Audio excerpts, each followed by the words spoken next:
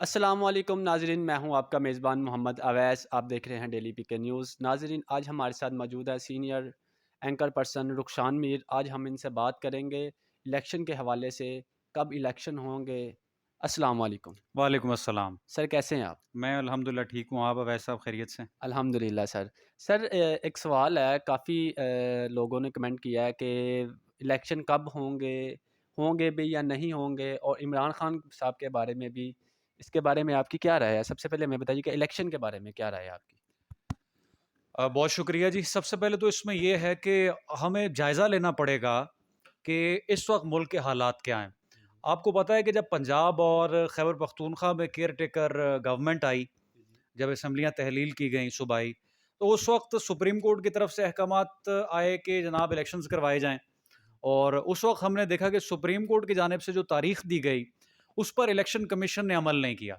उसकी मुख्तलिफ़ वजूहात पेश की जाती रहीं। पहले ये वजह पेश की गई कि मुल्क में हमारे पास अमन-ओ-अमान की सूरत हाल बहुत ख़राब है, हम इलेक्शंस के मोड में नहीं जा सकते।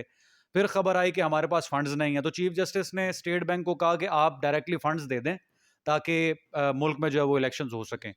और उसके बाद फिर ये स्टेटमेंट आई कि अभी जो है इतने कम मुद्दत में हम इलेक्शंस नहीं करवा सकते, तैयारियां नहीं हैं। तो जब सूबों में इलेक्शंस के अहकामात सुप्रीम कोर्ट की तरफ से आते रहे, तो उस पर अमल नहीं किया गया।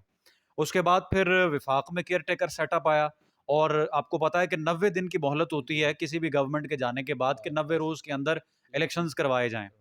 और फिर उस वक्त जाते जाते के जो उस वक्त पीडीएम के सरबराह थे, प्राइम मिनिस्टर थे मियां मोहम्मद शहबाज शरीफ, उन्होंने कहा जी नई हल्काबंदियों के तहत इलेक्शंस होंगे, नई हल्काबंदियों के तहत इलेक्शंस होंगे।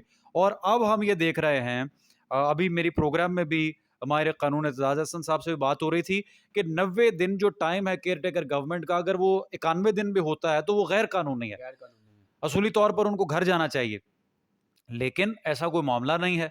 और पहले भी नहीं अमल हुआ, अभी भी इलेक्शन 90 रोज के अंदर होते हुए हमें दिखाई नहीं दे रहे। अलबत्ता तारीख दी जा रही है कि जनवरी के आखिरी हफ्ते में इलेक्शन हो, और हमारे जरा ये बताते हैं कि 28 जनवरी को इलेक्शन मुतवक्को हैं।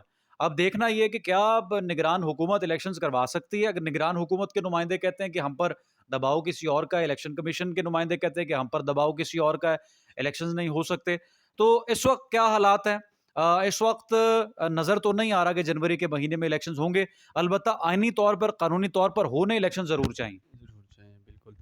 और रुखसान भाई, हमें एक चीज़ और बताइएगा कि इमरान खान साहब जो कि अभी काफ़ी टाइम हो गया कि वो जेल के अंदर है, उनके बारे में ना कोई सोशल मीडिया पे, ना वैसे टीवी पे कोई इस तरह की बात हुई है कि वो बाहर आएँगे या नहीं आएँगे। इसके बारे में आपकी क्या राय है?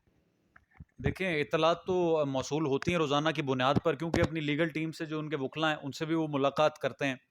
और इस वक्त वो जेल में हैं। आज स्टेटमेंट ये आया एसएसपी अनूश रहमान साहबा का, कि वो कोऑपरेट नहीं कर रहे, उनका ट्रायल जो है वो पब्लिक ट्रायल होना चाहिए और ओपन ट्रायल होना चाहिए।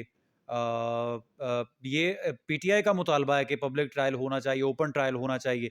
अब सवाल ये है कि उनका मुस्तकबिल क्या है। देखिए, उन पर जो केसेस बनाए गए हैं, उसमें एक साइफर केस है, उसमें तोशाखाना केस है, और उस पर उन पर 9 मई के मुकदमात हैं, और दर्जनों नहीं बल्कि सैकड़ों की तादाद में एफआईआर पीटीआई चेयरमैन पर 100 से ज़ायद एफआईआर जो हैं वो दर्ज हैं। अच्छा। तो अब किस तरह से उनका मुस्तकबिल है, वो पेश हो रहे हैं, या अगर उनको सुना नहीं जा रहा, उनको मौका नहीं दिया जा रहा, ये तमाम तर इत्तलात हैं, तमाम तर खबरें। आप देखें, मामला ये है कि अगर पीटीआई इलेक्शन में नहीं आती, तो मुल्क में फ्री एंड फेयर इलेक्शन किस तरह से होंगे। हम ये कहते हैं कि मुल्क में आज़ाद इंतखाब होने चाहिए, शफाफ इंतखाब होने चाहिए, तमाम सियासी जमातों को मौका मिलना चाहिए। लेकिन पीटीआई चेयरमैन जब जेल में हैं और उनके हवाले से इस तरह की खबरें आ रही हैं, तो फिर किस तरह से फ्री एंड फेयर इलेक्शंस जो हैं वो हो सकते हैं। और एक और हमारा आखिरी सवाल है तारिक जमील साहब के बारे में। जी जी। वो भी एक काफ़ी जो खबर गर्दिश कर रही है सोशल मीडिया पे। अच्छा, इस पे जो है एक सवाल उठ रहा है कि जी उनका कत्ल हुआ है या उन्होंने खुदकुशी की है, ये क्या मामला है? अभी तक कोई चीज़ सामने नहीं आ सकी। इसके बारे में आप क्या राय रखते हैं? देखें, अब जब ये अनफॉर्चुनेट, पहले तो बहुत अफसोसनाक ये एक सानहा है, और हमें किसी की भी मौत पर कंट्रोवर्सी नहीं पैदा करनी चाहिए। या इस तरह के सवालात नहीं उठाने चाहिए जिससे उनके ख़ानदान की, उनके घरवालों की दिल आज़ारी हो। किसी पर भी बुरा वक़्त आ सकता है, किसी का बच्चा, किसी का रिश्तेदार भी डिप्रेशन का शिकार हो सकता है और कोई भी दुनिया से जा सकता है, किसी का भी वक़्त मुक़र्रर नहीं है। अब सवाल ये कि क्या उनकी खुदकुशी हुई, उन्होंने खुदकुशी की या उनका उन पर कातिलाना हमला हुआ। जो डीएसपी मियाँ चन्नू हैं, उनका तो बड़ा इनिशियल स्टेटमेंट ही आ गया था कि उन्होंने खुदकुशी की है। उनको जब रूरल हेल्थ केयर मियाँ चन्नू में ले जाया गया, तो उस वक़्त ही हमें पता चल गया था कि उन्होंने खुद को सीने में गोली मारी और फिर उनके जो बड़े भाई हैं, मौलाना तारिक जमील साहब के बड़े साहबज़ादे मौलाना यूसुफ़, उन्होंने एक सोशल मीडिया पर वीडियो बयान जारी कर दिया कि वो शदीद डिप्रेशन में थे, उनको करंट के झटके लग रहे थे और उन्होंने गार्ड के से अपनी बंदूक लेकर अपने आप को गोली मारी और खुदकुशी कर ली। तो जब उनके भाई का ये स्टेटमेंट आ गया और डीएसपी का ये स्टेटमेंट आ गया, तो फिर तो इस पर कोई सवाल बनता ही नहीं है। डेफ़िनिटली उन्होंने सुसाइड किया। वो क्या हालात थे, क्या सर्कमस्टांसेस थे जिस पर ये तमाम तर मामला हुआ।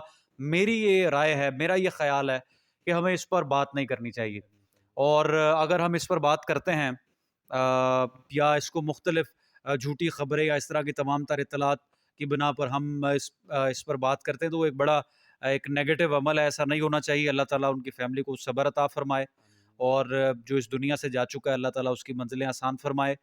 जो हकीकत है, वो तो उनके बड़े भाई ने खुद बता दी है।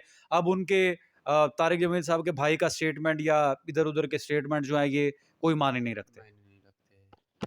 ठीक है।